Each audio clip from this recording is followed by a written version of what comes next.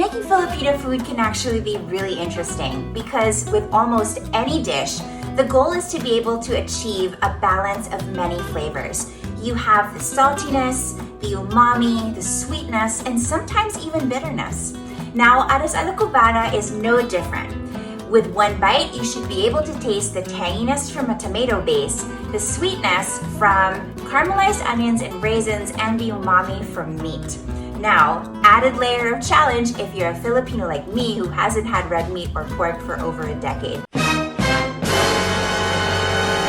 But today, I am going to be using some ground chicken, and you can also try making your ARROZ a la Cubana with ground turkey, some tempeh or tofu, and it should all really work very well.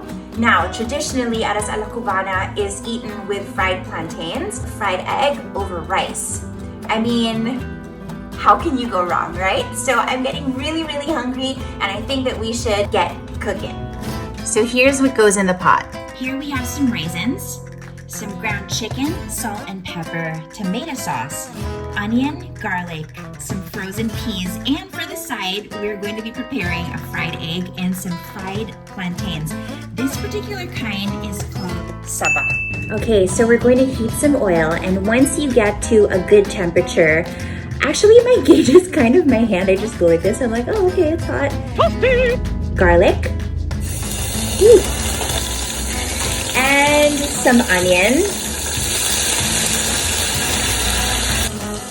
Once that's browned, we're gonna add in our ground chicken. And you kind of just wanna brown this. ARROZ a la Cubana reminds me so much of growing up in Manila. This is actually my dad's favorite dish. This and torta, but he really loves this dish. Right now I'm doing salt and a little bit of pepper, and then we can just adjust a little bit later on.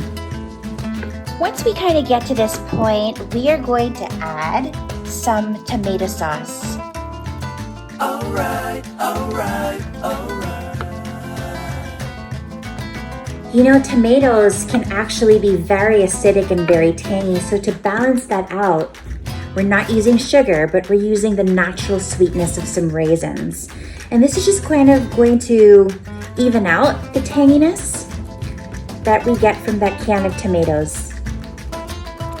And once you get it to a good boil, you're gonna toss in your peas.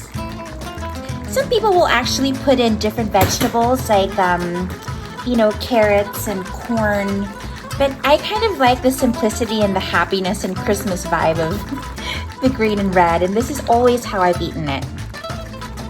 I'm so excited to taste this. Oh my God, I'm so hungry.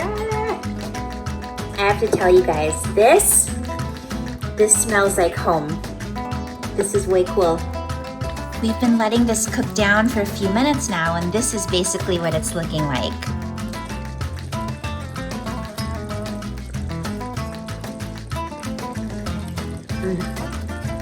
So good. Remember, it's all about balanced flavors. I kind of like to do a roll call. Sweetness, check. Umami, check. I think we hit all the notes on this, and I'm really excited to start eating. But first, we're gonna make our plantains and our egg. Right now, I'm just browning our plantains, not really adding anything. You just want to let the natural sweetness of those bananas come out. Alrighty, now the last bit goes in, our egg. My favorite bite is when you get everything in one spoonful. It's like the perfect thing. A little bit of rice, a little bit of ARROZ a la Cubana, a bit of the egg, and a little bit of the plantain.